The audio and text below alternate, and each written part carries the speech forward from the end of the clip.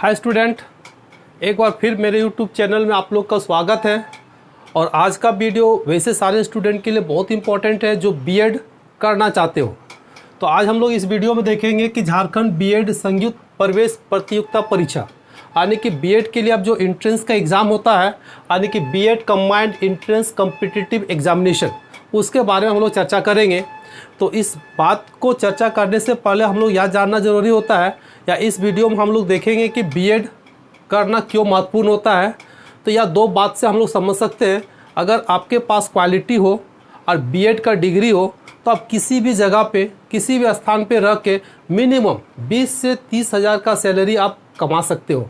दूसरा बहुत इंपॉर्टेंट बात यह होता है कि बीएड का डिग्री रहने से टीचिंग लाइन का ऑप्शन अधिक समय तक खुला रहता है, यानी कि इसका अधिकतम उम्र सीमा जो होता है बहुत ज़्यादा होता है अदर कंपटीशन के कंपैरिजन में। आप 40 से 45 यानी कि 50 साल तक भी आप टीचिंग लाइन में जा सकते हो अगर बीएड का डिग्री है तो। ठीक है, हम लोग नेक्स्ट टॉपिक देखेंगे कि बीएड के लिए झारखंड में बीएड के लिए अब एंट्रेंस का एग्ज़ाम लिखना क्यों ज़रूरी है। पहले क्या होता था कि हम मार्क्स बेसिस पे, पॉइंट बेसिस पे हम लोग का एडमिशन होता था, लेकिन अब एक साल से क्या हो गया कि अब हमको एंट्रेंस लिखना ज़रूरी है।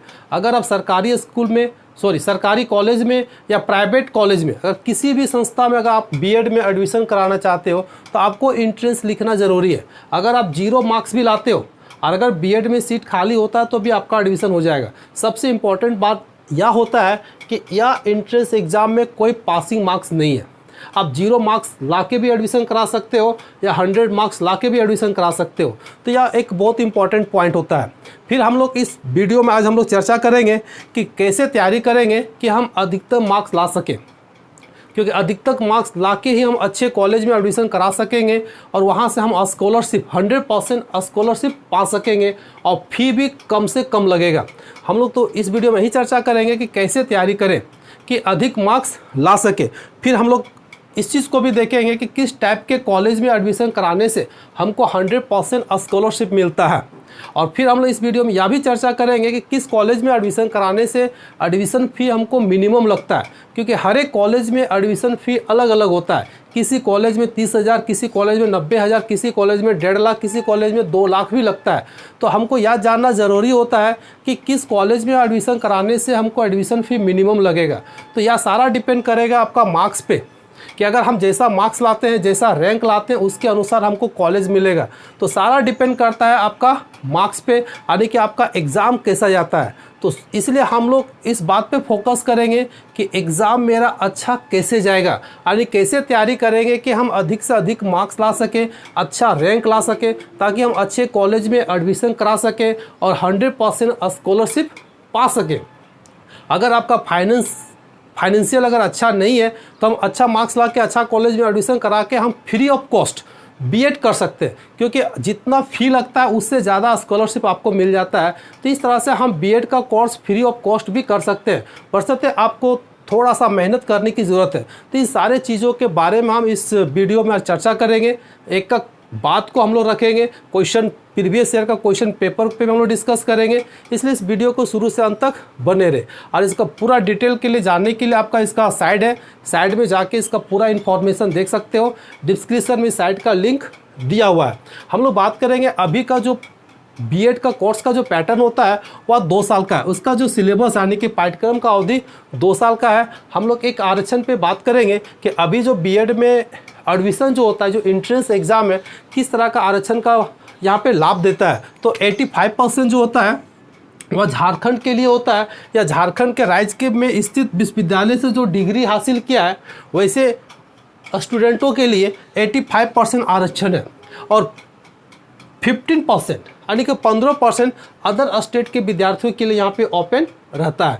तो यहाँ पे झारखंड वासियों के लिए बहुत अच्छा अवसर है, और वैसे स्टूडेंटों के लिए बहुत सुनहरा अवसर है जिसमें मेरिट है और मार्क्स पहले नहीं था। अभी अच्छा मार्क्स लाके, अच्छा रैंक लाके हम अच्छे कॉलेज में एडमिशन कर सकते हैं। तो चलिए हम आगे देखते हैं कि इसका पूरा पैटर्न प्रारूप कैसा है और हम लोग कैसे तैयारी करेंगे कि फ्री ऑफ कॉस्ट हम लोग बीएड कर सकते हैं। तो चलिए चलते हैं।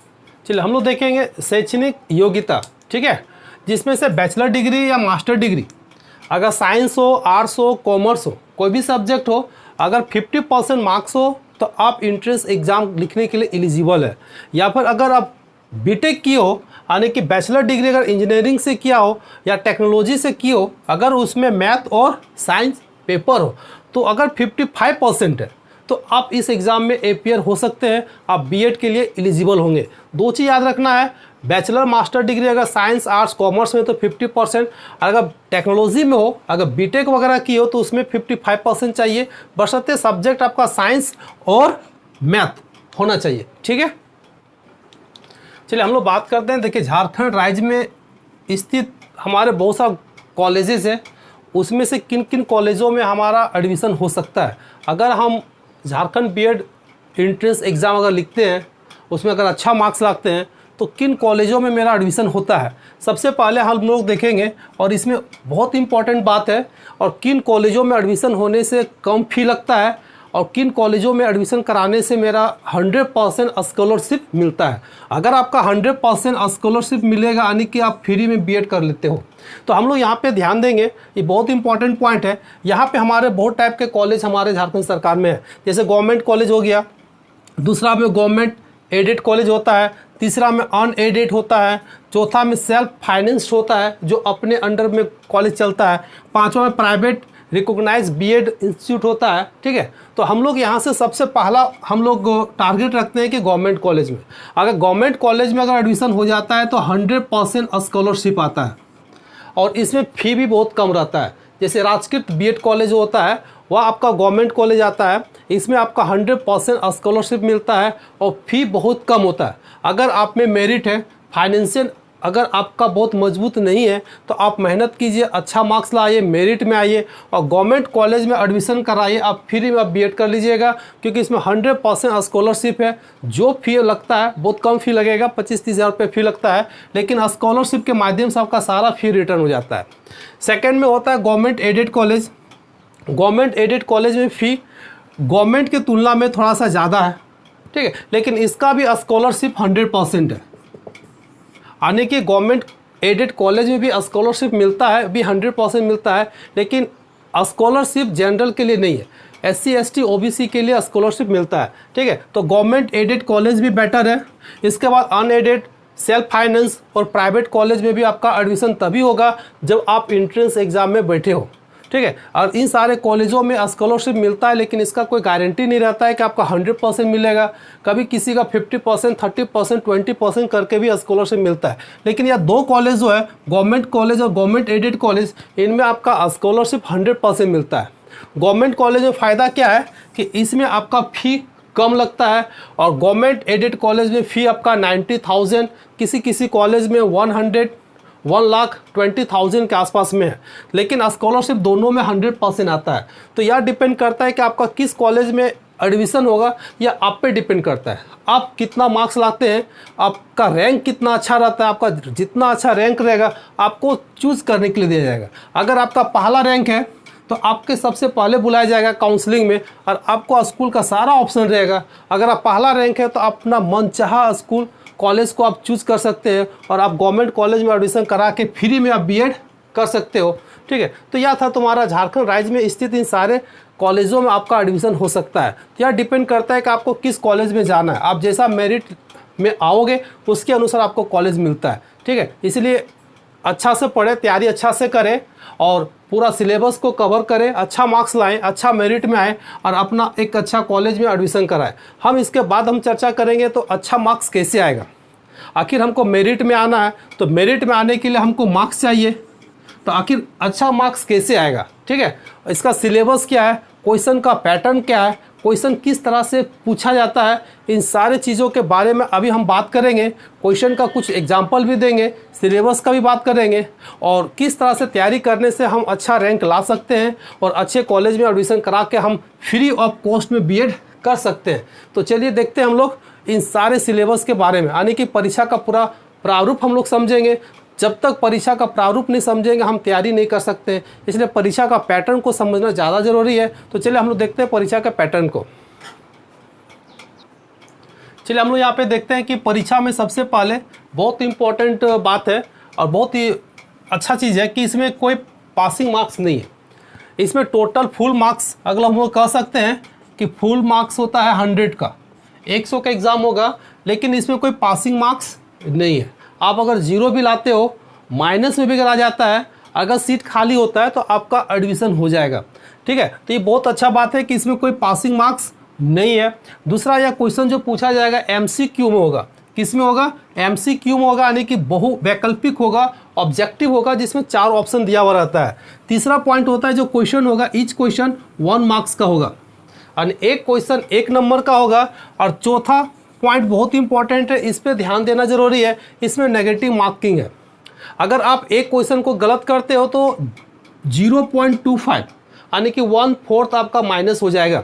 इसलिए क्वेश्चन को हम उसी को बनाएंगे जो क्वेश्चन हम 100% जानते हैं। अगर जो क्वेश्चन हमको नहीं आता है उसको दुक्का नहीं मारना है, नहीं तो नेगेटिव मार्क्स होते हुए भी अच्छा मार्क्स के जगह पे मेरा माइनस हो जाएगा। इसलिए हमको नेगेटिव मार्क्स पे ध्यान देना है कि जो क्वेश्चन नहीं आता है उसको नहीं बनाना है। और जो एग्ज़ाम होगा वह कंप्यूटर पे होता है, अभी ऑफलाइन एग्ज़ाम नहीं होगा, सारा एग्ज़ाम आपका कंप्यूटर बेस होगा, कंप्यूटर पे एग्ज़ाम होगा। तो यह बहुत इंपॉर्टेंट पॉइंट था। आप एग्ज़ाम लिखिए, अच्छा मार्क्स लाइए, लेकिन एक चीज़ को ध्यान देना है कि नेगेटिव मार्किंग है, जो क्वेश्चन कंफर्म नहीं है उसको नहीं बनाना है, जो क्वेश्चन पे कंफर्म है उसी को बनाना है, तभी जाके एक अच्छा मार्क्स, अच्छा रैंक ला सकते हो, तब जाके आपको एक अच्छा कॉलेज में एडमिशन होगा। ठीक है, चलिए हम लोग स्क्रीन में देख रहे हैं, या हम लोग को जानना जरूरी है कि किस सब्जेक्ट से कितना मार्क्स का क्वेश्चन पूछा जाएगा।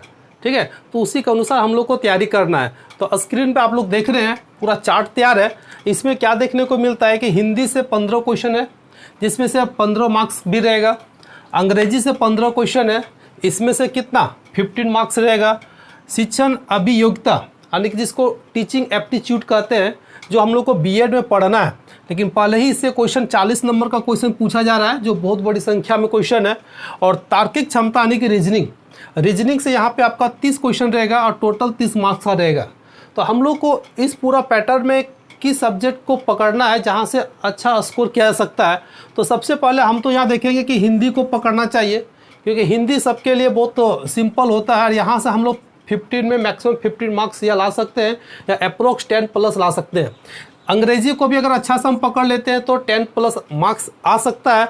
और तीसरा रीजनिंग को अगर हम प्रैक्टिस करें, अगर एसएससी का जो एग्ज़ाम का रीजनिंग है, या सेंट्रल गवर्नमेंट का एसएससी हो या स्टेट गवर्नमेंट का एसएससी हो, एकदम टोटली एसएससी के पैटर्न का रीजनिंग क्वेश्चन पूछा जाता है, या बैंकिंग लेवल का रीजनिंग नहीं रहता है। रीजनिंग का जो क्वेश्चन रहता है वो बहुत हाई लेवल का नहीं रहता है, एवरेज क्वेश्चन यहाँ से पूछा जाता है। अभी हम लोग प्रीवियस ईयर का क्वेश्चन जो पूछा गया था उस पर हम लोग चर्चा करेंगे एक एक करके कि सारा सब्जेक्ट का क्वेश्चन किस पैटर्न में पूछा जाता है, और सबका सिलेबस भी देखेंगे कि हिंदी में क्या है, अंग्रेजी में क्या पढ़ना है, और शिक्षण अभियोग्यता में क्या पढ़ना है, और रीजनिंग में भी क्या पढ़ना है, एग्जाम्पल सहित हम लोग देखेंगे। तो यह हम लोग को सबसे ज़्यादा संख्या में क्वेश्चन पूछेगा तुम्हारा टीचिंग एप्टीट्यूड से, यानी कि शिक्षण अभियोग्यता से।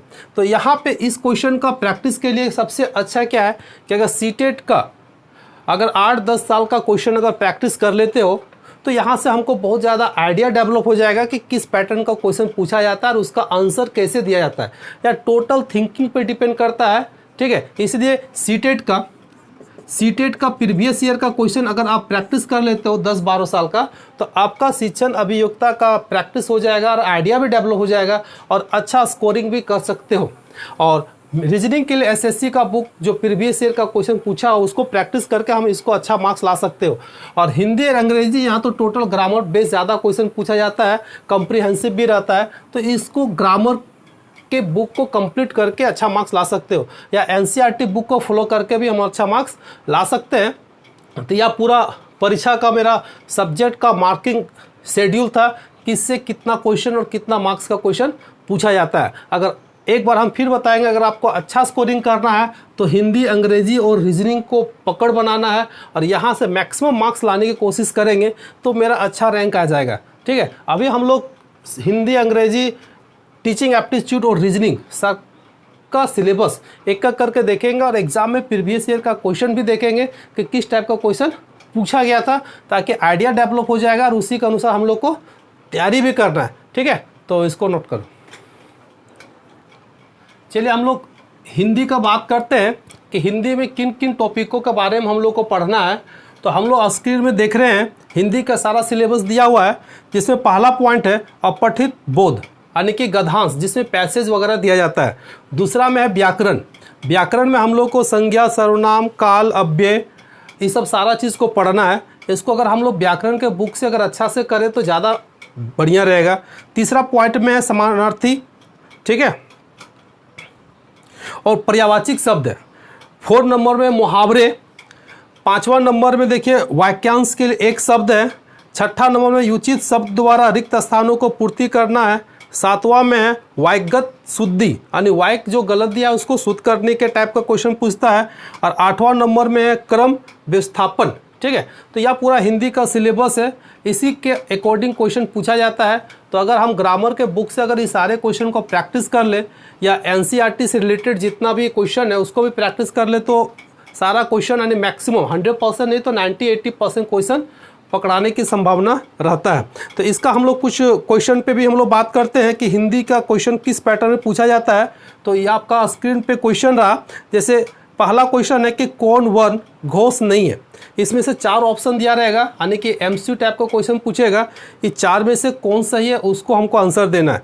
देखिए सेकंड टाइप में है कि किस शब्द में ऋण स्वर नहीं है, ठीक है। फिर तीसरा क्वेश्चन में है कि किन ध्वनियों के अनुस्वार कहा जाता है, यहाँ पर भी 4 ऑप्शन दिया है। चौथा नंबर में है कि किस शब्द में गुण संधि है, यहाँ पहचानना है कि संधि 4 दिया हुआ है, इसमें से किस संधि में गुण संधि है। 5वां में क्या है विच्छायना का संधि क्या होगा, ठीक है, इसका संधि विच्छेद करना है। इस तरह से देखिए यहाँ पे कुछ एग्जाम्पल हम लिए हुए हैं। अब बाकी हिंदी का जितना 15 क्वेश्चन है वीडियो के लास्ट में आपको मिल जाएगा, उसका आंसर भी मिल जाएगा, एक्सप्लेनेशन भी मिल जाएगा। वहाँ से देख के आइडिया डेवलप कर सकते हैं कि क्वेश्चन किस पैटर्न में पूछता है। तो यह मेरा रहा हिंदी। हिंदी के बाद हम लोग देखेंगे अंग्रेजी, ठीक है। हम लोग अंग्रेजी पे डिस्कस कर चलिए हम लोग अंग्रेजी का सिलेबस देखते हैं। देखिए यहाँ पे अंग्रेजी का पूरा दिया हुआ है। पहला नंबर में क्या दिया है कि फाइंडिंग आउट एरर यानी कि हमको कॉमन एरर निकालना है, जिसमें से कॉमन एरर कहाँ से रहेगा, आर्टिकल से रहेगा, टेंसेस से रहेगा, प्रीपोजिशन से रहेगा और भी नाउन प्रोनाउन वगैरह सब आता है। दूसरा में selecting suitable word for blank यानी कि फिल इन द ब्लैंक को हमको भरना है जो सूटेबल वर्ड है। तीसरा में है साइनो पूछेगा। चौथा में आइटम एंड फ्रेज है। 5वां में रीअरेंजिंग सेंटेंस है यानी कि सेंटेंस को क्या करना है अरेंज करना है।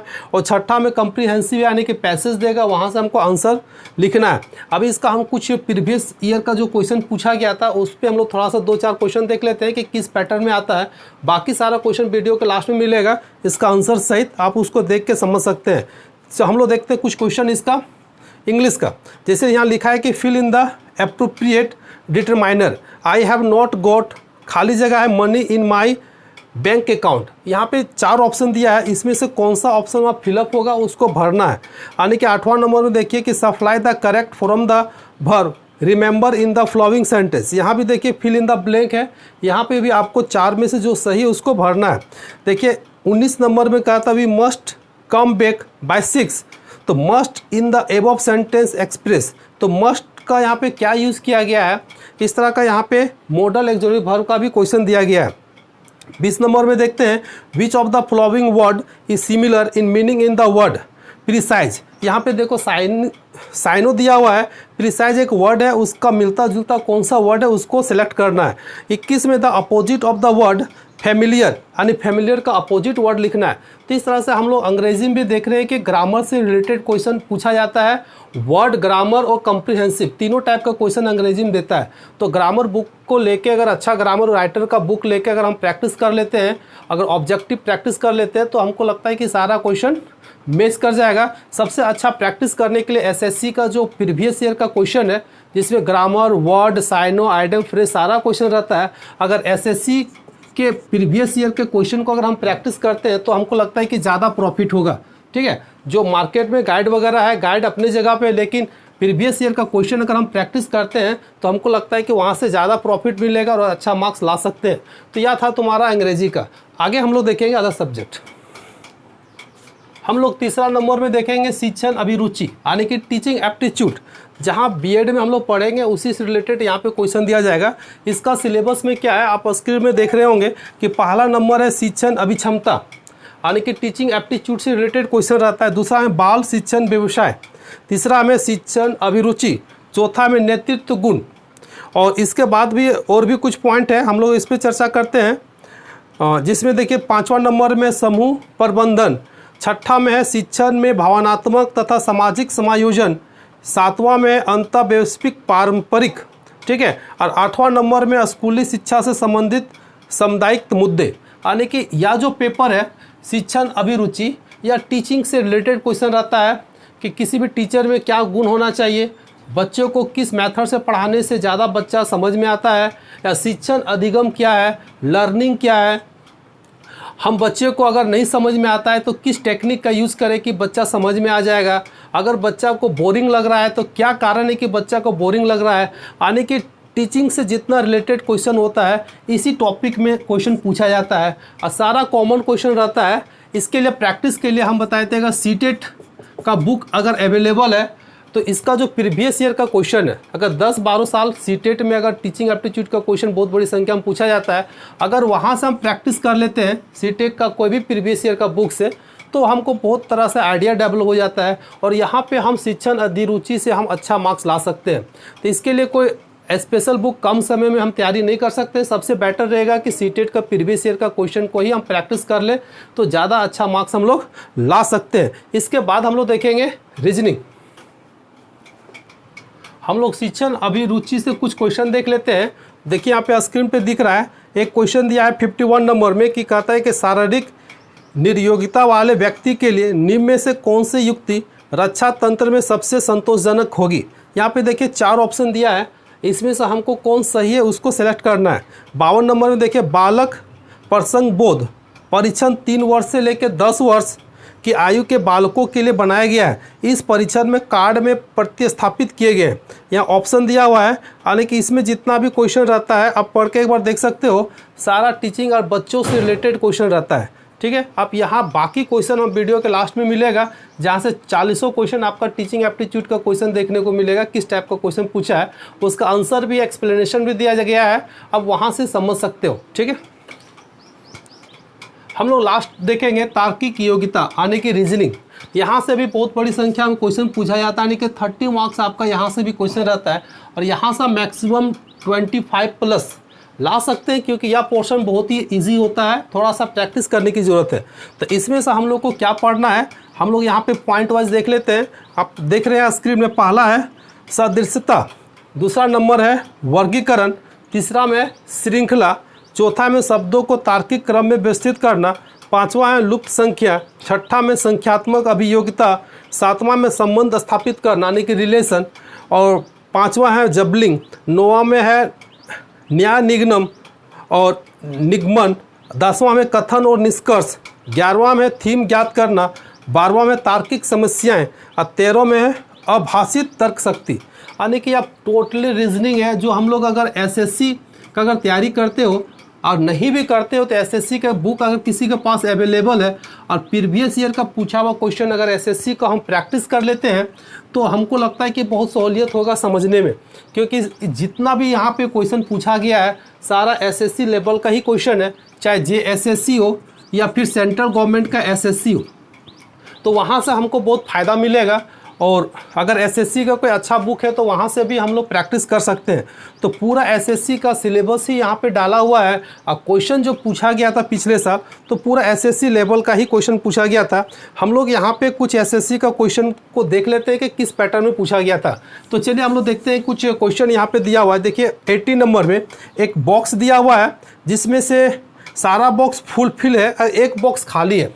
इस तरह से बॉक्स दिया हुआ है, सारा बॉक्स भरा हुआ, एक बॉक्स खाली है, तो यहाँ पे कौन सा संख्या भराएगा उसको भरना है। तो यहाँ पे हम सेट करेंगे कि किस पैटर्न में सेट है।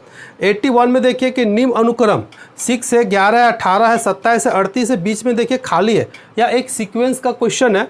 यहाँ पे लास्ट में 66 है तो बीच में 38 के बाद कौन सा संख्या आएगा।